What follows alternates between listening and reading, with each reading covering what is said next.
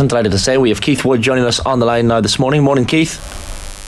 Morning, gents. How are you? Keeping well. Thanks for hopping on. We decided to do something a little bit different and pick, or get you to pick rather, 5 tries for moments at which you were on the pitch. So they don't have to be your tries, they can be someone else's tries. You just had to be on the pitch. He picked 5 of his own, didn't he? Yeah, Come on. 5 your own. Picked 5 of his own. Sorry, lads. Total narcissist. Had to pick all my own. Yeah. Yeah. Well, you could have picked 5 brilliant ones of your own, to be fair, but you haven't gone that direction. We'll get into them in just a second. Have you been following the Under 20s World Championship, Keith? It's been going very well so far, and a brilliant final to look forward to. It's been extraordinary, really, and I think with the backdrop of the terrible tragedy of Greg Oliver, how they can turn up onto the field at all has been quite extraordinary. So, but even if you put that aside, just the manner in which they're playing has been impressive. Not everything has gone well. I have to say, I love watching 20s rugby because it's not overcoached. There's good coaching, but the players are very natural. They haven't been through a system for a long period of time. Not everybody is analysed to the hilt. And mistakes happen. And it's how these young fellas, and they're very young men, how they react to those mistakes. It's been quite extraordinary. So not everything's gone their way, and they're now in a final. I mean, they look really impressive. They've got some fantastic players, but they're playing with a great team spirit. It's kind of a joy to watch. As an Irish nation, I think we're quite reticent to join hype trains and to really get on board them. We've seen it in the football with Evan Ferguson, for example, but the likes of Brian Gleeson, I mean, we're all getting pretty excited about him, and I think rightly so. I think the standout, like he didn't get picked in the first game. I don't know whether he was injured or not injured, but he's been, for nearly every match I've watched him, it's between himself, Ruan Quinn and Prendergast for man of the match. I mean, between the three of them, they're sharing the spoils all the time. But Gleeson looks fully formed. He looks ready for the big stage. He's consistently playing well, carrying well. He runs cracking lines.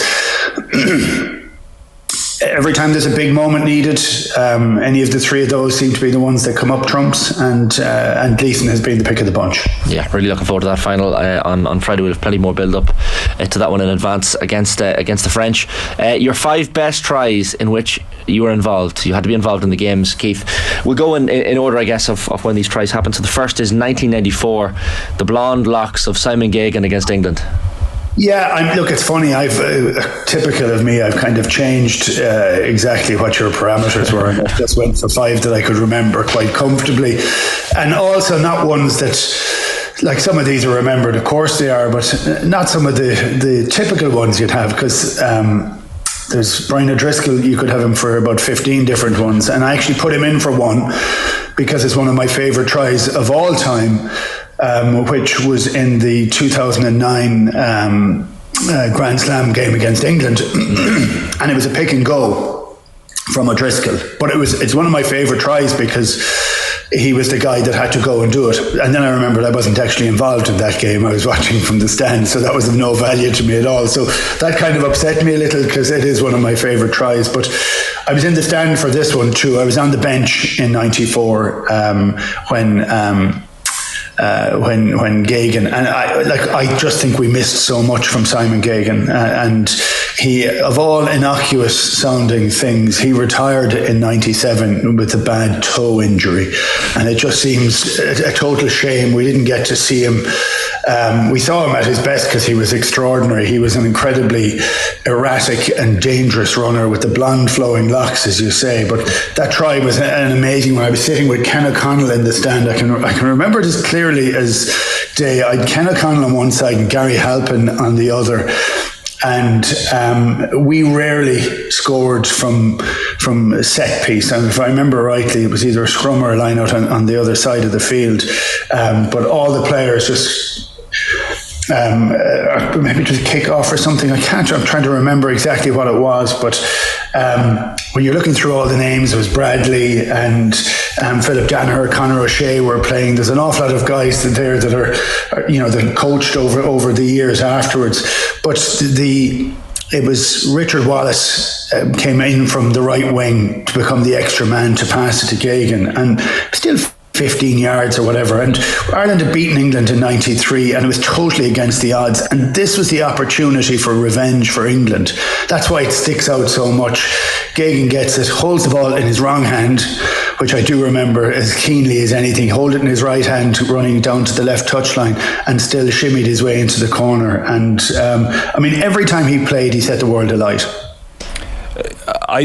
It was probably 12 around that time, and I most definitely did not grow up in rugby country, but something about that day always stands out, and I think it was Simon Gagan's flowing blonde locks, the fact I think it was the first time in 6 years England had been beaten, and also the sense that this was an otherworldly try, that this was something that we just heard about that the All Blacks did. It was the quality of it as well from Gagan. It felt at a difficult time in maybe Irish rugby life as a real seminal moment.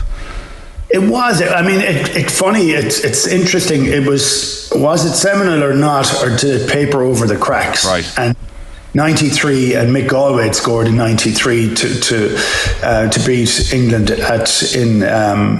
in Lansdowne, and then by winning again over here, they were we didn't have a huge other number of victories in around that period of time. They did kind of paper over an awful lot, and I've always thought it was a pity, but I still remember it for one of those things. It was old Twickenham, so it was the old stadium, and they had the bats and the changing room. It was just, I can remember it really, really keenly, kind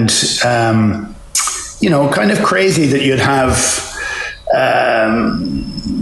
I don't know whether it was just before professionalism, and it looked like it was the chance for us to kick on. It took us a long time to kick on.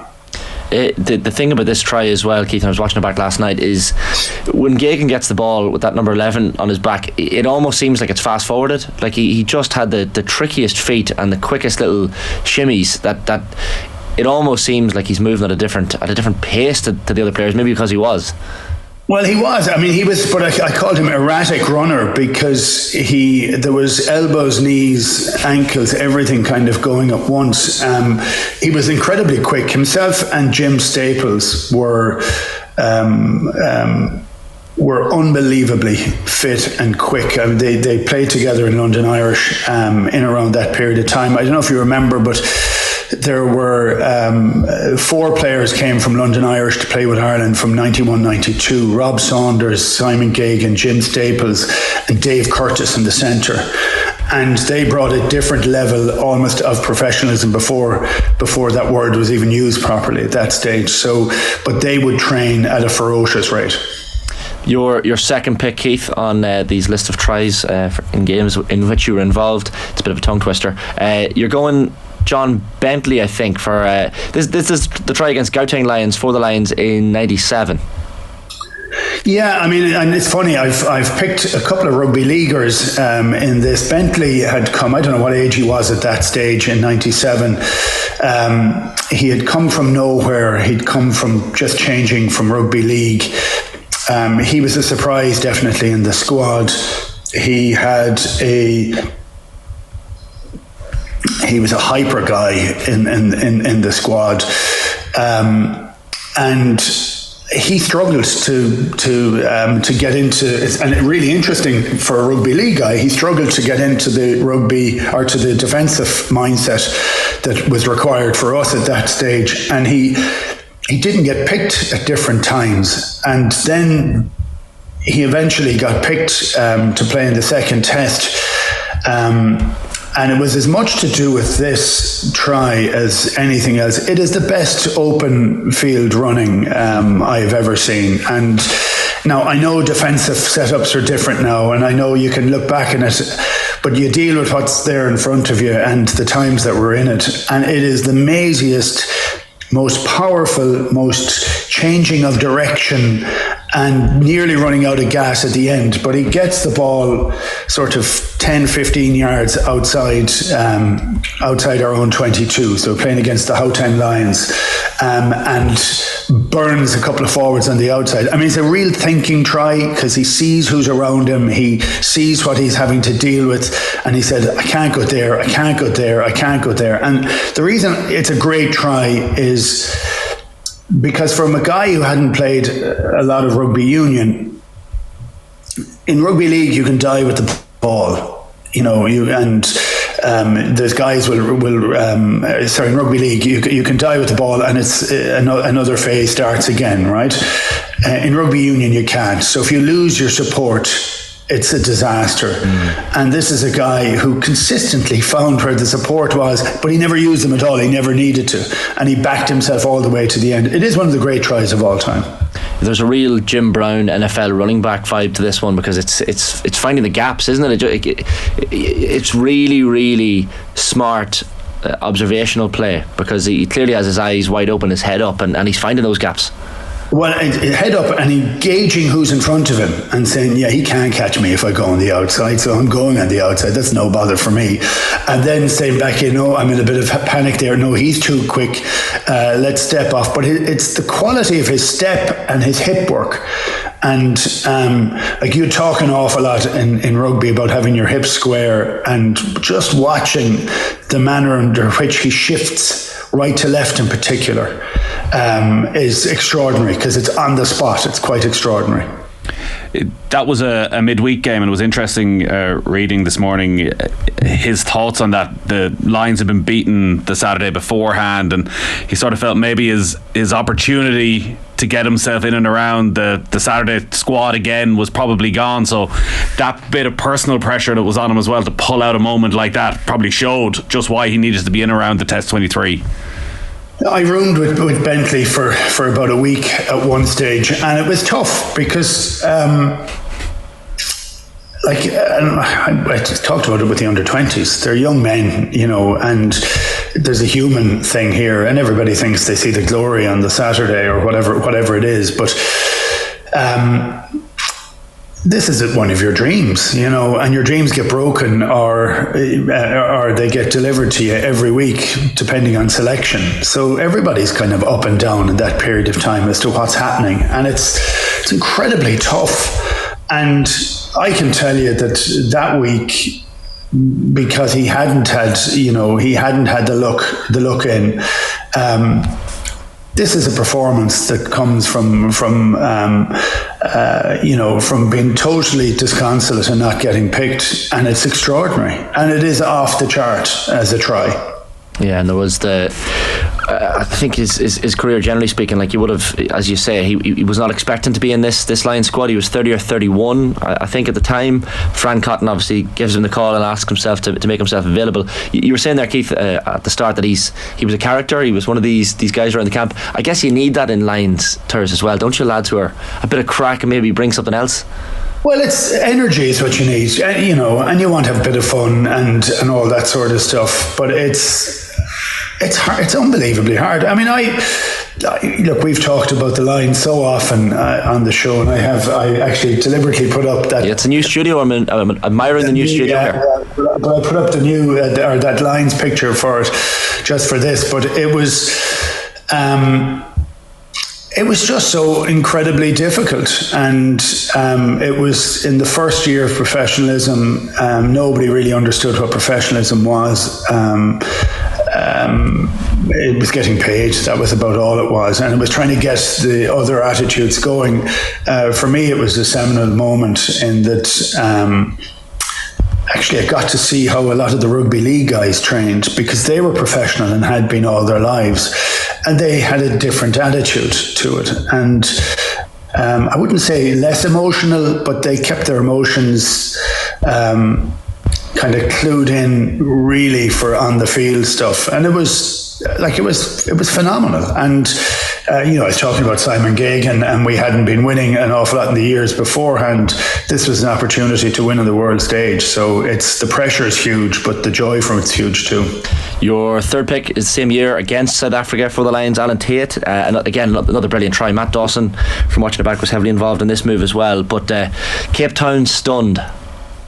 Yeah, I put this in because of the importance of it, and we had an incredibly difficult. It was the first test, and we'd had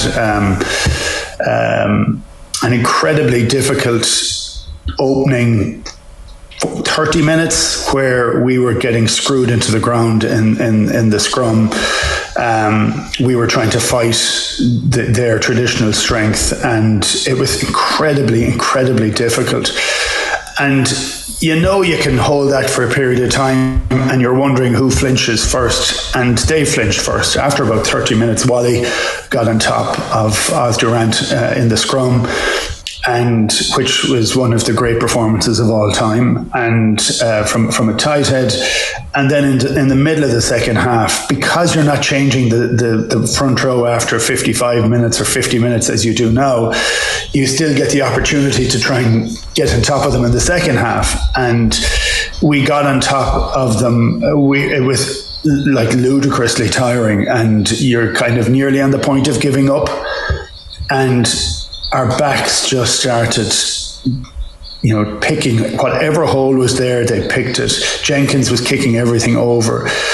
Dawson pulled out a big wide pass, a couple of pop passes. It got to Tim Rodber, and Rodber was known as this incredibly hard bruising number 8 for England.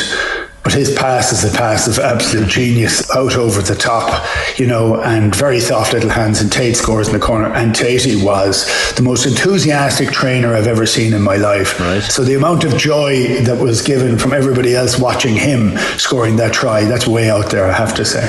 And one thing that hasn't changed, I guess, about playing those South African teams over the years has been the physicality of the Springboks. And I think it was Alan Tate in one of the interviews after that match and after that series, he was saying the dressing room after these games was like an A&E unit. You had bodies just lying everywhere, covered in ice, different times as well. So rucking was allowed, and so rucking is allowed. Everybody is striped. We all looked like we were sponsored by Adidas, and it's just but wrecked after it. And we weren't as fit as the guys are, like nowhere near as fit as the guys are today. And we were playing 80 minutes, and we were probably playing 35 and 40 matches a season. So, and this is at the end of a season, and you're trying to stay fit. So for the last week of that Lions tour, I think there was about 7 or 8 people turned up for training on the Monday morning. Everybody else was wrecked. Jesus. Keith, just your memories of 10 minutes to go in that game. Like you spoke about, do I want to, trying to keep the energy levels up. I think you were trailing by a point. It's Cape Town, it's a Lions test, the expectation, the pressure, it's the world champions. What are your memories of what it's like with 10 minutes to go in a game like that? Well, that one was a little. I mean, we pulled away at the end in that one. The second test was the one that was the point in it, and there was a relief in this one. In Cape Town, there was a relief in the game, and because it was so negative in terms of the presumption was we were going to get hockeyed. So when that doesn't happen. And you're able to enjoy the last few minutes of a game, it's unbelievable. Fast forward to the following week and we made very few mistakes in the first test. We made a few in the second. Now we had the pressure because we'd beaten them. Now they were going to prove how right they were and how wrong we were. But we were a proper target within their scope at that stage. That last 10 minutes of the second test is the hardest 10 minutes I ever put down in my life. It was horrendous. I did nearly give up, and I've told that story. I don't know if I've told it on here, but I tore my ankle ligaments in the first test, and we just strapped it up and played on, and then said, look, we'll play the second one, keep strapping it up, you'll be fine. And about 15 minutes to go in the second test, I was down on the ground, and I nearly gave up, and I was on the point of giving up until I caught Scott Gibbs' eye, and I knew he realised I was going to give up. And actually, the fact of him seeing me, I was embarrassed. And I didn't give up for that reason, because I knew I kind of half chickened out, and he knew I knew, and I knew he knew. And he roared at me, get up off the ground, get back into the line. There was a few more expletives in it, and make the next tackle. And I got up and I ran back, and I was in a lot of pain. My ankle was in a lot of pain. I just ignored it for the rest of the game. And then I tore my groin in the last couple of minutes of the game, and I went to come off, and they wouldn't let me come off. So I scrummaged a couple of scrums at the end of it. And so when everybody is saying how great this was and it's a Lions victory, there's nowhere for me to be seen. I limp off after the game. I was never as happy, and I was never as sad and tired almost at the same time. It was the hardest thing to go in. And so I have a huge amount of time when people win trophies or elements, the effort that goes into that. Everybody talks about the glory, but the pain that goes into that is pretty extraordinary. That must be such an alien feeling, Woody, for a professional sports person, like that feeling of wanting to give up and knowing you can't or you shouldn't, but that you're almost being betrayed by your own body. Well, Well, I tell you what, that's the joy of team sport, because I would have walked off the field if I hadn't caught Scott Gibbs's eye, I think. I remember we were talking about it a couple of years afterwards, maybe about 10 years afterwards, and I'd never mentioned it to him. And we just had the conversation, and he said, I knew you wanted to give up. He said, I could see it. And I said, yeah, I felt I'd given it all, actually. And that's the great thing of teams, is you have to share the load. Everybody who thinks they can do anything on their own, I mean, how average is that? So you do it with the support of others. That's a brilliant one. And again, Alan Tate, someone who was a dual code player. So again, and I think he moved from centre, didn't he, to the wing? Centre to the wing. Again, he was a rugby league guy who'd come in. He was infectious in training. So we had a good few in there. We'd Alan Bateman, we'd Scott Gibbs, Scott Quinlan had played. So there was a good crew that had come across. So it was interesting for us because it gave us an insight that we didn't have. Your penultimate try that you're picking, Keith, is John Hayes' try against Toulouse in 2003. This is the one where he just burst through the line, and the pace of Hayes is quite extraordinary. No, I love that one because Hayes is in that. I think he's in that play 3 times, and we were going down to Toulouse. It was It was in Bordeaux. I remember we had watched the draw. I think it was a christening for one of. I'm wondering whether it was a christening for some. Anyway, I can't remember, or an engagement party or something. And so it's something to do with John Langford, I remember anyway. And up in Foley's house, and the line was, because we absolutely didn't want to play Toulouse, and nobody wanted to play them down in the south of France. And the line was, well, we'll just have to go and beat them then. And we all kind of laughed, and that was it. And we went down. It was 27 or 8 degrees, far too hot to be playing rugby, and the crowd was magic. There was a spilled ball. I think Califano spilled a ball. He was a really, really interesting French prop. Great guy, really interesting. He dropped a ball. Hayes won the turnover. So that's the great joy of this, is in my memory of it too. Hayes wins the turnover. We have a bit of a run of it. I get past the ball. I have a bit of a sprint down the outside. Ntamak, the father of, or Natamak as Pat Whelan used to call him, Ntamak tackled me. Actually tore my calf. That was another injury. So I'm still on the ground for a while. It's one of the best team tries. Everybody links into it. We have an opportunity to score. We don't score. The ball goes back out on the outside. I think Foley takes it back in to find cover.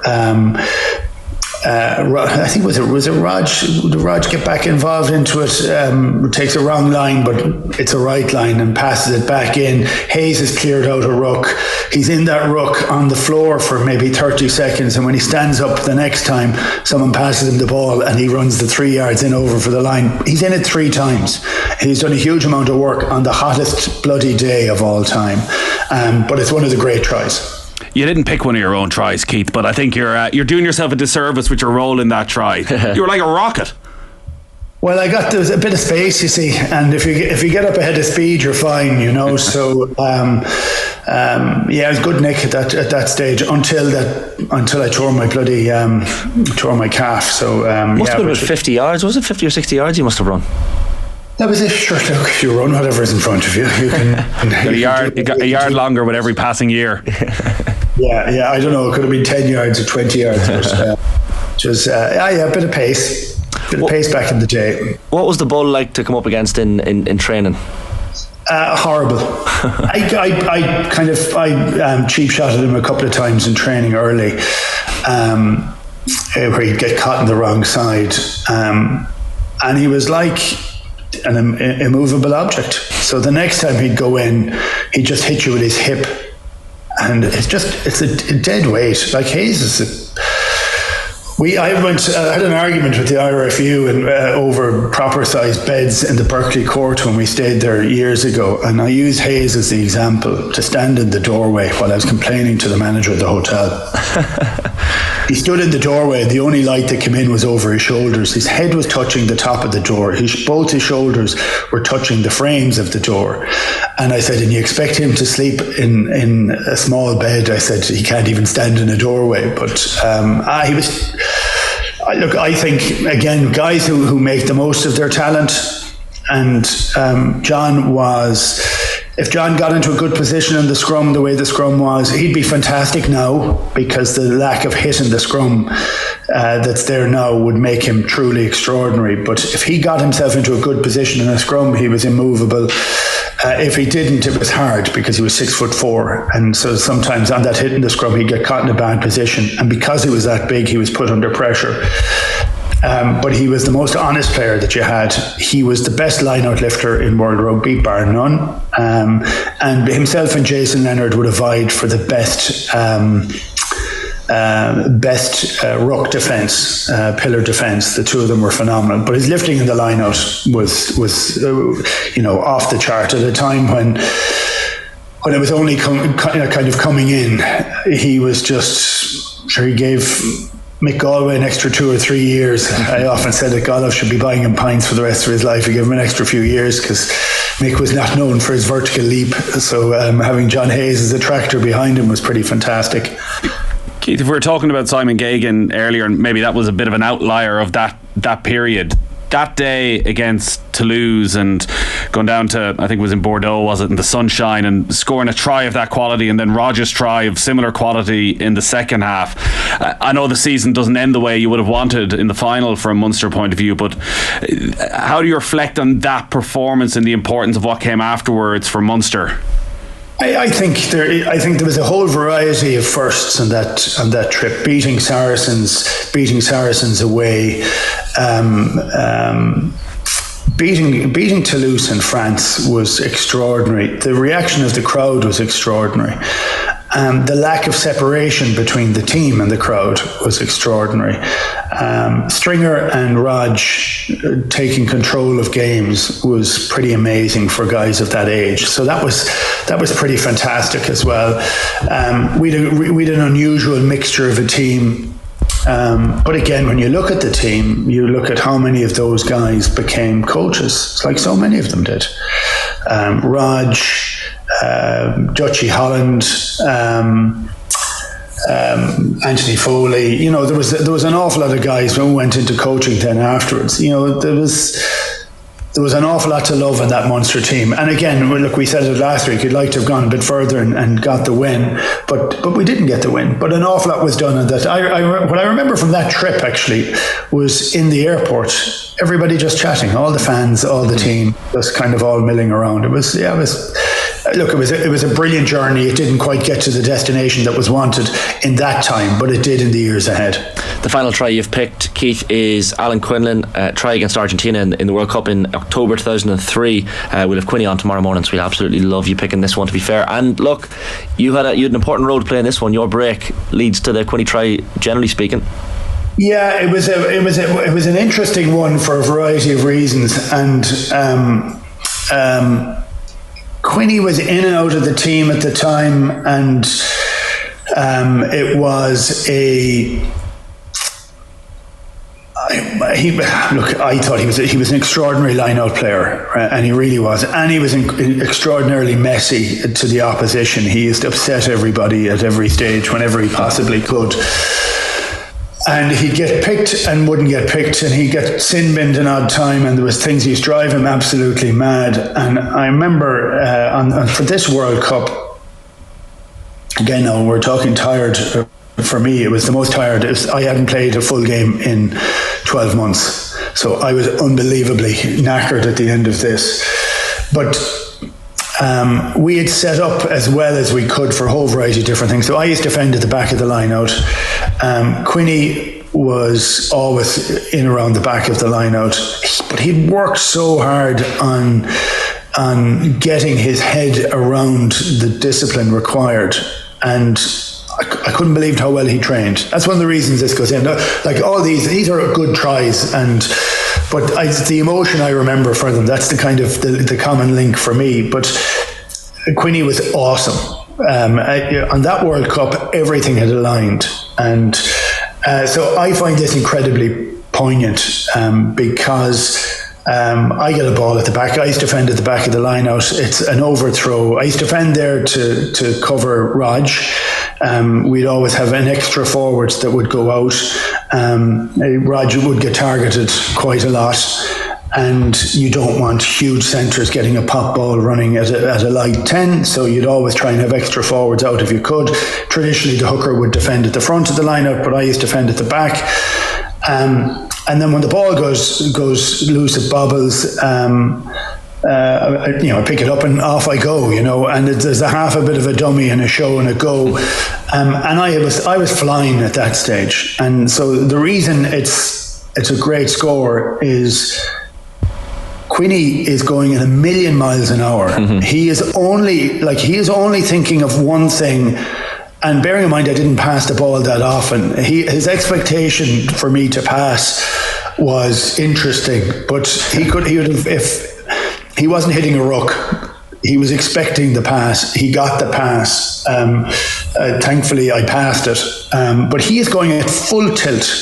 And I think he gets it around the 22 and scores. And in scoring, dislocates his shoulder. Yeah, that's the thing, because I kept slagging him afterwards that he was a martyr, that he gave his shoulder for Ireland, but I actually think we missed out on not having him for the rest of it, because I thought I just thought he was in the best shape mentally and physically in his career. And so it's an incredible score, and it's the score. Like, we won that game by a point, I think, and it was a score that was needed to be done. And as I said, if he'd slowed down to try and hit the ruck, that wasn't going to be a try. He wasn't going to have the pace to get there. So he fully expected. So he did the positive play. That's what marks that out as being fantastic. He was at full tilt. It was 16 points to 15, the final score of that game in Adelaide, and secured the quarter-final spot in that World Cup in 2003. As you say, like, Ignacio Corleto, I think, is the Argentinian player that's chasing him down. It's the pick up from yourself. You pick it up so fast on the move, which is quite remarkable to watch back. And then the offload, and as you say, like, when you watch it back, Quinny is in some distress, like, with that dislocated shoulder. And I'm just reading articles. He ends up missing the Six Nations, I think, as well, the following year. So clearly a serious injury, and he's in serious pain after that one. Oh yeah, it was. Look, he looked at agony. He was in agony. it was a crazy atmosphere, that one, because we lost 4 years previously in Lens against Argentina.